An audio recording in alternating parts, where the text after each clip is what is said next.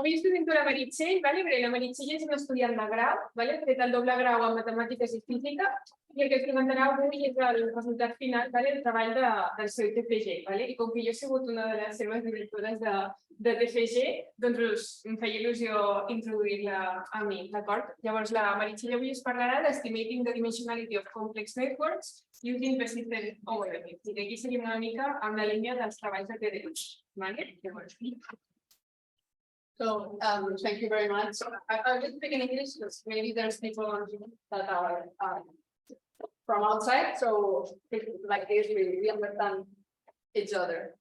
So yeah, thank you very much, SIMBa, for organizing this seminar. And I will mention especially my advisors, Carlos Casacuberta, Maria Ángeles Serrano, and Aina Farra, who have been guiding me during this last month. And their help has been very, very useful for me to get to this point. So yeah, today I'm talking about estimating the dimensionality of complex networks using persistent homology. And just to make sure we are all on the same page, I want to clarify what complex networks and persistent homology are. So complex networks, we can understand them as graphs, but with non-triviality. So there are graphs that represent natural phenomena. And because of that, they share some common characteristics that we can find in it. And I will get into the common characteristics later on. And then persistent homology is a mathematical tool from mathematical algebraic topology. And basically it is used to seek for topological descriptors or topological features in graphs, for example, connected components or cycles. So I will be doing an introduction to the problem that we're treating today, and then I will give some preliminary concepts in order to understand what I'm doing afterwards in the development part. And finally, I will share my results with you. So let's start. The problem that we are treating today is the problem of dimension. And what do I mean by that? I mean, if we are able to choose a dimension for an underlying metric space, in which we can embed a complex network. What do I mean by that? Just imagine a complex network that is representing a physical natural phenomenon, and we can ask ourselves if this phenomenon is very big or very small, or if we can choose a metric space or just a space in which we can put this complex network inside. And imagine we can do that, how big or how small will be this space. So that's what we're seeking for, and the answer, sorry for the spoiler, is yes. Because Dr. Maria Ángeles Serrano and her team already solved this problem using some geometrical tools. And basically they observed that the density of cycles in a network is related to the dimensionality of the geometric underlying space. Today, what I'm trying to do here is to solve the same problem, but with another perspective, with the topological perspective. And to do so, we are using topological data analysis. So the objectives of this work are to seek for a topological descriptor in the context of persistent homology in order to see if persistent homology has something to say on the dimensionality problem or not. In case it does, we need to choose for an appropriate filtration, and for the ones that are not familiar with it, I will get through the definition later on. And finally, we want to estimate the dimensionality of two real-world complex networks. So we are based on the hypothesis that persistent homology will have something to say in this problem. And why is that? Because, as I said before, persistent homology, one of the topological features that is able to detect is cycles. And since we are able to detect cycles, and Dr. Maria Ángeles Serrano and her team said that the density of cycles is related to the dimensionality, maybe there's something that is related here. I will use the mathematical homological notation for H0 and H1. H0 corresponds to 0 dimension, and it seeks, or it used to seek, for connected components, and H1 is used to seek for cycles. And finally, I'm hypothesizing that the best filtration to analyze this graph will be not one based on a metric, which is commonly done in topological data analysis, but one based on the degree of their variances. So let's get into it. I will start talking about complex networks, and as I said before, there are some characteristics that are observed in real nature. First one is a small world phenomenon, and what do I mean by that? I mean that two vertices in a graph are connected with very few steps one to each other, and that's what we observe in nature. Then the distributions of the degrees of the nodes of complex networks usually are seen to follow a distribution, which is a Pareto distribution, and this is proportional to an exponential with an exponent between 2 and 3. Then heterogeneity. So in complex networks, all degrees of nodes are not the same, but there are some nodes that have a very high degree and some nodes that have very little degree, and that will be important later. And finally, the presence of clustering. Clustering, I mean triangles, squares, and pentagons, and other types of cycles. And that's exactly what we're basing our work on. So this is the geometric model that is proposed by the article from Dr. Meritxell Vila Miñana, and basically it consists on embedding the complex network on the SD model. The SD model is basically the SD sphere, where it is the dimension, and for dimension 1, we are talking about a circle. For dimension 2, we are talking about the sphere, and for greater dimensions, we just can't imagine them, but there are still mathematical objects that we will be working with. And just for you to notice that I've thrown like the more popular nodes, the ones that have more connections, bigger, and the less popular nodes with less connections, smaller, and that's just for you to visually notice that some nodes have more importance than others. So mathematically, this model is going to be modeled by some formulas, and basically I will assign to each node 2 variables. First one will be a hidden degree, and by hidden degree I mean from now on I will call surrogates the synthetic networks that are generated by the model, and the original network is the one that we are observing from it. So basically we are trying to generate synthetic networks based on the characteristics that we are observing, and these synthetic networks will have different dimensions if we vary this d here, which is the dimension of the sphere or the SD model. So the hidden degree will be the degree of the nodes in the synthetic model. And then the position B is just a random position that we assign for it to have the position. And then we have this gravity law expression, which basically means that 2 nodes in that synthetic network will be connected with probability Pij, where we give more importance to some phenomena. If 2 nodes are very distant, then it is less probable that they are connected. And if a node is very popular, and we can see the popularity with the hidden degree, then this node is going to have more probability to be connected to other nodes. Finally, in complex networks, we observe a level of clustering, as I mentioned before, and usually this is controlled with this theta, and it is observed that in the thermodynamic limit, it's greater than 1. So that will be the algorithm to generate these models. We basically observe our real network, and we want to generate some models, which are a representation, a synthetic representation of what we observe. And to do so, we just fix the number of nodes that we want our network to have, and we fix the level of clustering, the expected value of the hidden degrees that we want for it to be the same as the expected value of the actual degrees of the network, and the position is just random, following a 0-1 uniform distribution. So finally, every pair of nodes is connected using the previous expression, this one, and we have our network. So now let's forget about complex networks, and let's get a bit into persistent homology.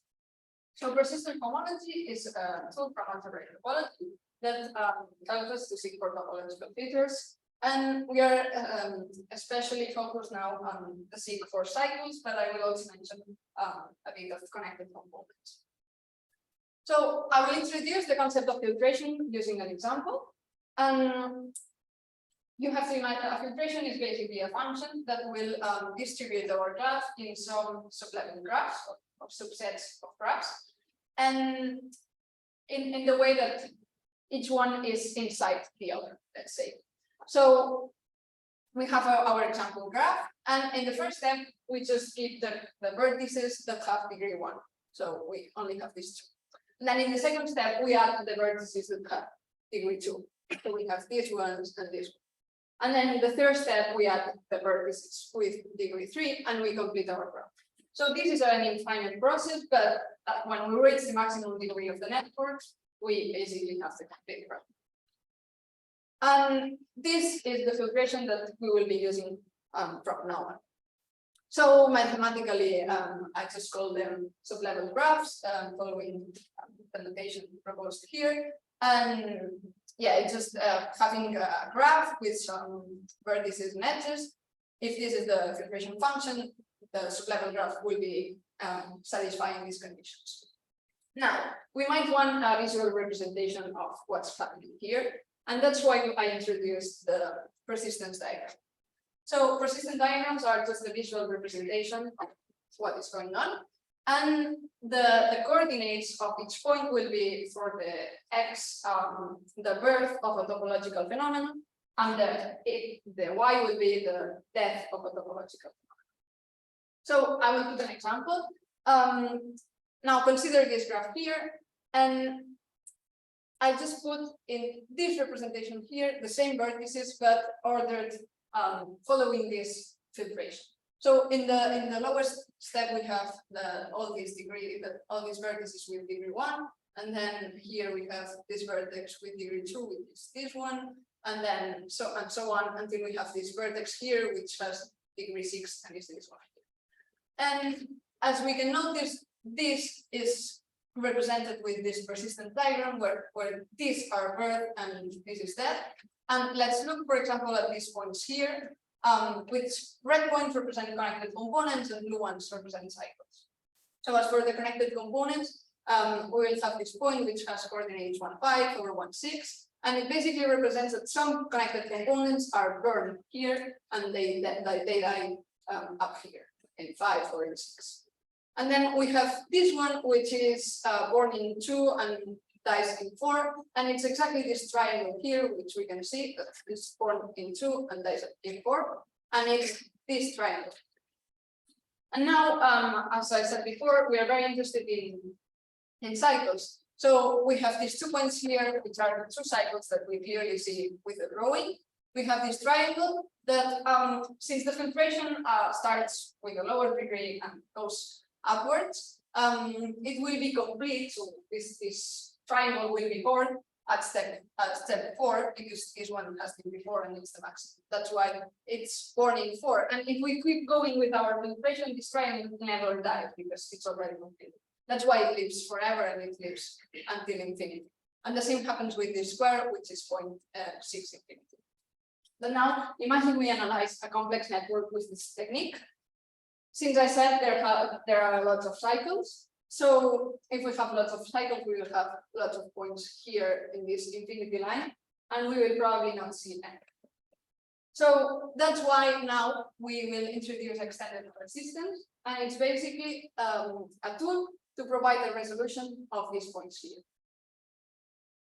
So now, instead of starting from the bottom and going upwards, we start from the top and we go downwards. That's why we call sublevel sets to this new feature. And basically, I want my finite points to have finite coordinates, and I will call the coordinates of my extended persistence diagram will be the birth of a triangle will be the lowest degree of my triangle, and the death of the triangle will be the higher degree. So now, in our previous example, we have that these 2 points will correspond to these 2, where this triangle is born with degree 2 and dies with degree 4, and this triangle is born at 3 and dies this square, is born at 3 and dies at 6. So now if we have a lot of cycles, we will have them all over here. We will be able to detect much more information. So now we want to analyze 2 real networks, and we will be focusing on this one, which represents the nervous system of a worm, and this other, which represents one hemisphere of the human brain. And these 2 networks were already analyzed by the techniques from Dr. Meritxell Vila Miñana, and by her method, they found that the dimension of the SD model, the geometric model that I previously introduced, was 1 in the case of the worm and 3 in the case of the human. So let's see how well our technique performs. Now, this is what we obtain when we analyze these 2 networks with our method. And as I said before, we have a lot of points here, but all these points, which have multiplicity, of course, are distributed all over. So how did I generate the data?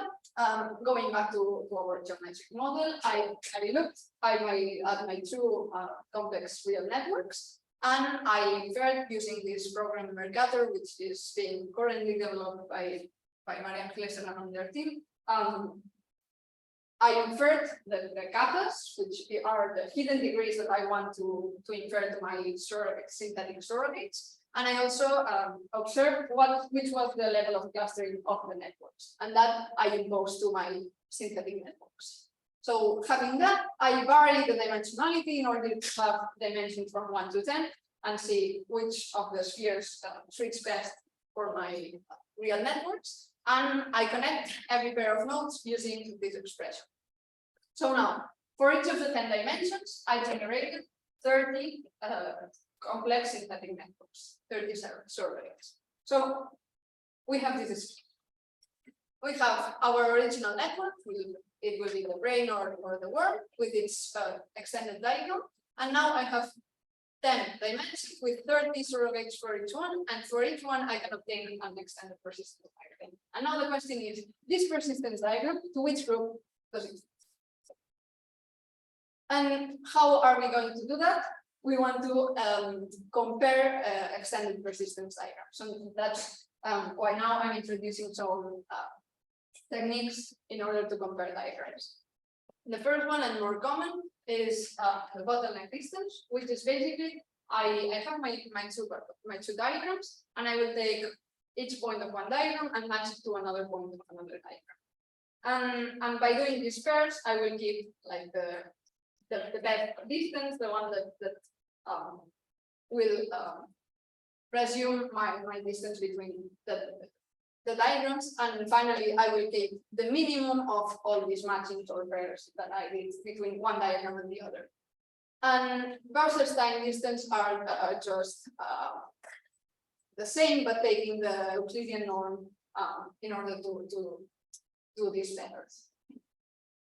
Then we have total persistence, which is not a comparative tool, but it's a topological tool that we can compute in its diagram. And basically, this is the sum of depth minus dirt for each coordinate. And entropy is a normalized version of total persistence, in which we average the level of uncertainty of the coordinates. Finally, I tried the theory of kernels, which is a function symmetric and positively defined, and it induces a certometry for which we can also compare persistence diagrams. And for the ones that are a bit interested in physics, I was using the Reininghaus kernel, which is the solution of putting the direct deltas in each of the points in the diagram and melting them with boundary conditions in the diagram. So it's the heat equation solution. So let's see the results that were given by these comparative tools. In the x-axis, we have the 10 dimensions, and here we have bottleneck distance or Wasserstein distance, and so on. And if we look at the bottleneck or Wasserstein distance, this is the worm, and we want the distance between diagrams to be the shortest possible. We see that this is showing that probably the dimension is around 2, 1. It's certainly a low dimension. In red here, I made the topological value for the entropy and the total persistence of the real network, and these are the average values for its dimension of the surrogates. And again, for the total persistence, we have a low dimension around 2, and for the entropy around 1. And finally, the Reininghaus kernel, I tested it with connected components and cycles. And again, it shows a very low dimension, and it is not noticeable this jump over here that distinguishes dimension 1 from the rest. So in view of these results, what we can say is that the worm might have a very low dimension, around 1 or 2. And if we remember the value that Dr. Serrano obtained, it might be consistent because that it was 1. What happens with the brain? So again, we have this minimum of distance for the bottleneck distance or the Wasserstein distance around 4 or around 5, which is consistent with total persistence because there's this much here at 5. The entropy is giving a value around dimension 2, and then for the Reininghaus kernel, we have again a very low dimension around 1, but it is again noticeable this jump over here, which induces the dimension, even if the results are not super consistent one descriptor to the other, they are certainly persistent in the fact that the dimension is not greater than 5. So this is again in consistency with the dimension equal to 3 that Meritxell has found, and that's basically what I wanted to share with you today.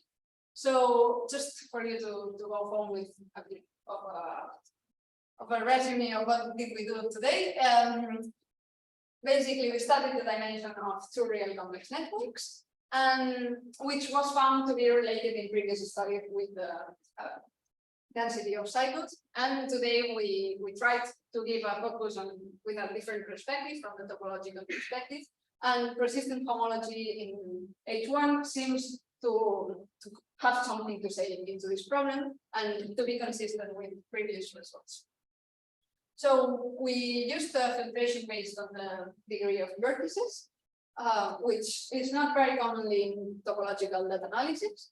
And the persistence descriptors that were applied were different and varied, but they more or less were consistent between each other. And finally, the dimension that we obtained for the worm was very low, and that was almost very clear. And the dimension found for the human was middle low.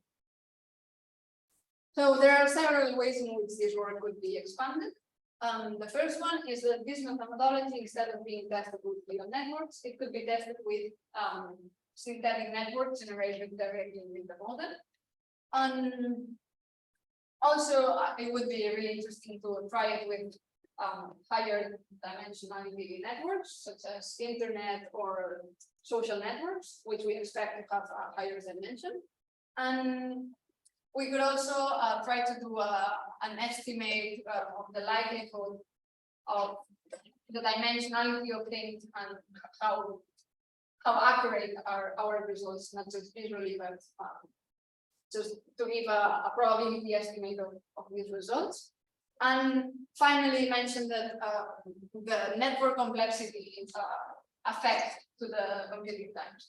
And even if the Reininghaus kernel and total persistence were almost giving the same results, the Reininghaus kernel takes much more longer to compute because there were exponentials on the formula, and this makes it harder. So this just says that total persistence, even if it's simpler, is not that bad. And finally, this talk provides a bridge between network geometry and algebraic topology, which have been very few, very people treated in the past. But I hope with this research to bring new doors and new windows to new explorations on this topic. So thank you very much for your attention.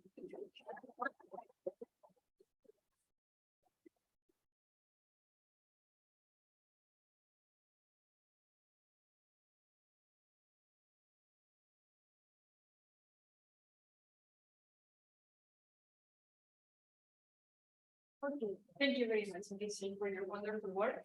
So now it's time for questions. If you please would help her to train for her actual PhD presentation, please answer some questions that would be helpful.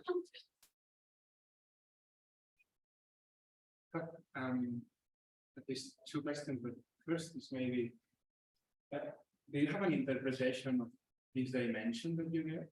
Like, I guess this was maybe more from the original study where they defined this dimension for a network. Yeah, exactly. I mean, it's from the original study, but I can try to give an interpretation. So the way I see it, how, I mean, the fact that the worm has dimension 1, if you look at the model, which is putting the dimension on the circle, it's saying that the worm is practically linear. Instead, the fact that, for example, the studies of Meritxell Vila said that internet had dimension 7, and this would be like that there are lots of connections going on, and the complexity of the network is bigger. I am sure. Yeah. And then if I can take the other. Yeah. But to get the degree using TDA, you have to generate random, what do you call them, like samples from your model and then compare them with these distances. I think there is maybe a more intrinsic way of getting the dimension without generating all these random samples directly from the persistent diagrams. What they meant the dimension. I mean, that's a good question. I think you should try to. I mean, the way you generate this persistent diagram is not arbitrary, and in this case we chose this filtration. But we were also doing like other trials with shortest path or using, for example, the probability, the PHAs given from the model in order to see if we could see anything, and it just didn't seem to appear. But of course, I think this is not like the solution. So maybe there are other ways. Yeah. Let me add to their answer. But the problem is that the dimension is a parameter of the model. So you have to, I mean, you are inferring a parameter. In this case, for example, we'd like to, it's not yet done, but we would like to apply a Bayesian inference to infer the parameter. So you need data to infer the parameter. Even in the original case, they were inferring the parameter by counting cycles and so on, but by putting it in the model and doing something. So, and they were trying several parameters and looking at some measures and stuff. So if you want to estimate a parameter, what options do you have?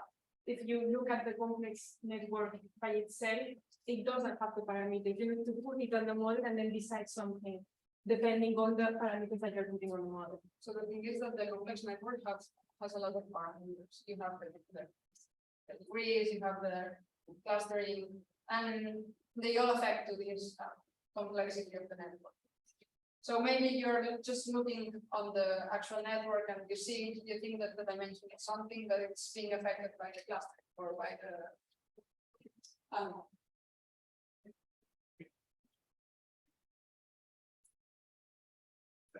Since you got somewhat different results, like when you check all the I don't remember if that word, but you had all these graphs that had like slightly different results for each, like for dimensions, depending on if you were looking at entropy blockers.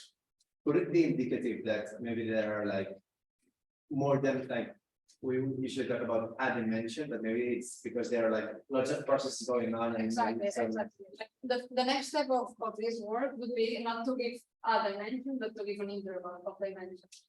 And to have an idea if whether the dimension is very, very low or very, very high. And this gives an idea of the complexity.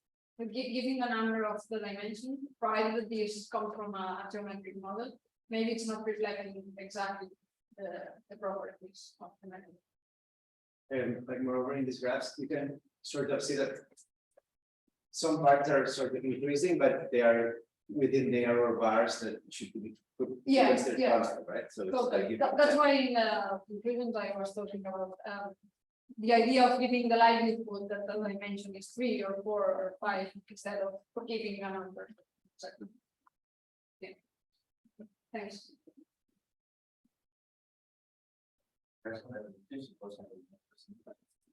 Learning number of vertices without in these programs.